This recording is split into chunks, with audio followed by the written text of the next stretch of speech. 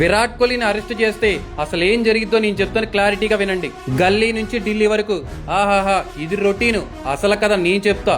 వైజాగ్ నుంచి గుంటూరు వరకు, కోనసీమ నుంచి రాయలసీమ వరకు, చిత్తూరు నుంచి శ్రీకాకుళం వరకు, అంతెందుకురా బాయ్ ఆంధ్రప్రదేశ్ నుంచి తెలంగాణ వరకు, తెలంగాణ నుంచి కర్ణాటక వరకు ధర్నాలు మొదలెట్టేస్తారు. ఒక్కొక్కరికి బద్దల్ బాషింగ్లాలు అయిపోతాయి. అరెస్ట్ చేసిన స్టేటే కాదు, ప్రతి స్టేట్ అల్లకల్లోలం అయిపోతుంది. ప్రపంచంలో ఎన్నో బ్లాక్ డేస్ ఉన్నాయి. సో ఆ రోజు మరొక పెద్ద బ్లాక్ డే గా మారిపోద్ది. చరిత్రలో ఆ రోజు గురించి తరతరాలు చెప్పుకుంటూ ఉంటారు. ఆ రోజు ఇలా జరిగిందిరా అని. ఒక్కటే డైలాగ్, విరాట్ కోహ్లీని గనక టచ్ చేసినా, విరాట్ కోహ్లీని అరెస్ట్ చేసినా, అంతెందుకు ఎఫ్ఐఆర్ ఫైల్ చేద్దామని ఆలోచన వచ్చినా సావగొట్టి చెవులు మూసేస్తారు. Virat Kohli die hard fans, genuine fans కూడా ఉన్నారు. కామ్ గా ఉండరు, ఆ రోజు చెక్కేస్తారు. ఒక్కటే మామ, విరాట్ కోహ్లీది ఏ తప్పు లేదు, కానీ తన మీద నెగిటివిటీ పెంచుకున్న ట్రోలర్స్, హేటర్స్ మాత్రమే ఇది చేస్తున్నారు. ఇది అస్సలు కరెక్ట్ కాదు.